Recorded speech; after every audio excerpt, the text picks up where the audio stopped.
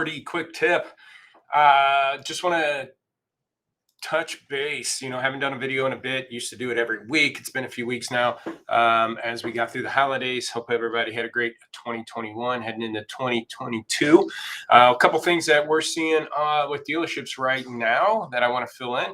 And again, I typically have Facebook Live going up. Anybody comment, want to join in and comment while this is happening, hit me up on Facebook Live. But here, we're seeing a lot of slowdown volume, just overall volumes and the numbers we're seeing.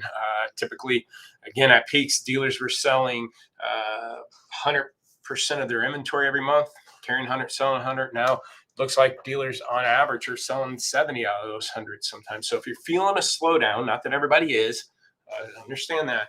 But if you are feeling a slowdown, middle bucket management is going to be the most important. We typically push what we call first 30. Again, we got the wristbands here. You want to increase gross profit. You want increase the amount of cars you sell in the first 30 days. So if you are feeling a slowdown, though, middle bucket management is going to be more important than first 30. What I mean by that, it's your first 30 be 0 to 30-day old stuff. Increase your sales 60-70% out of that. But if you can't do that, or if you're having struggling, if things are starting to slow down, it's your 31 to 60 bucket that you want to manage.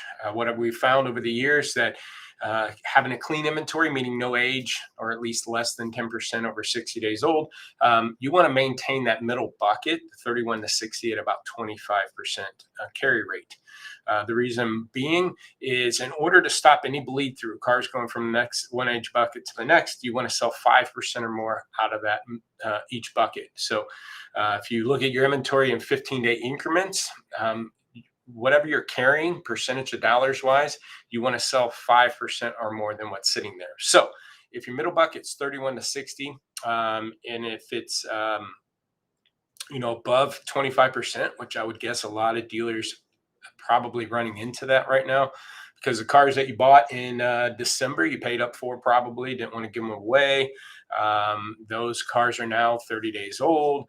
And again, you're at the point of, you don't know, is this softening? If it's been soft over the last 30, 45 days, is it going to continue? Or do you just hold out to the spring market and let these cars kind of bleed through? Do you go wholesaling for more money than you're asking if you drop your price to get them moving? It's just, those are the type of questions you ask. And so right now, I think a lot of dealers have 30, 40, 50-day-old cars that they've been kind of not knowing that should have pulled the trigger, and then they might be kicking themselves in 30, 40 days that they got rid of some of that stuff. So that being said, though, if you're above 25%, you're going to want to get 5% or more of your sales, even if you're at 25% or less. Do 5% or more of your sales out of those buckets. But if you're tipping in the 30s and 40s and 50% of your inventory over 30 days old, you could be an aging problem come February, March. Now, that could be okay if the tax season's strong.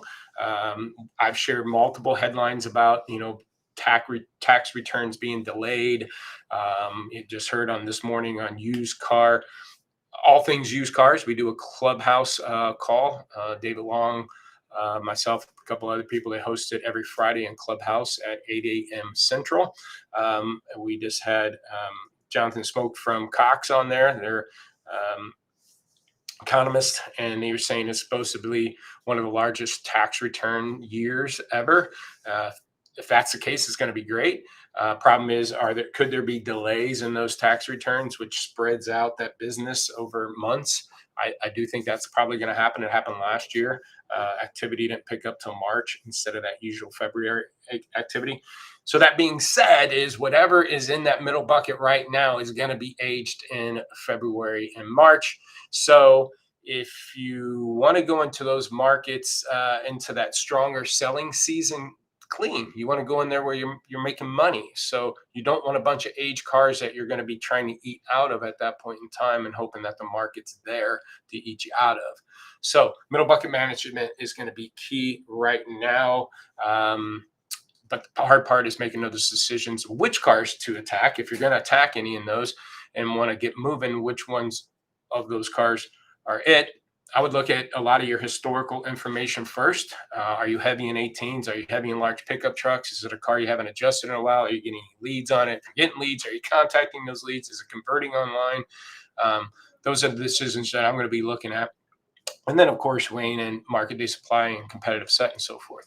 And obviously, equipment miles. Look at high dollar stuff. High dollar stuff and late models are going to be tricky right now. Again, can consumers with inflation afford these higher dollar inventories? So get those moving. We talked about that earlier on this call too. So middle bucket management right now.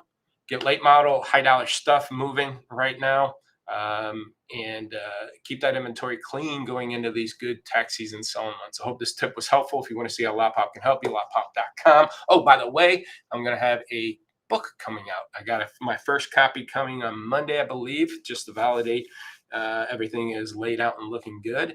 And then once that is done, you'll get more information, be able to get it off Amazon and stuff, about work the facts, how to get gross and volume of a used car operation, regardless of the COVID spikes in seasons or not. These are consistent strategies that will help you consistently, regardless of the market. So I'm looking forward to that.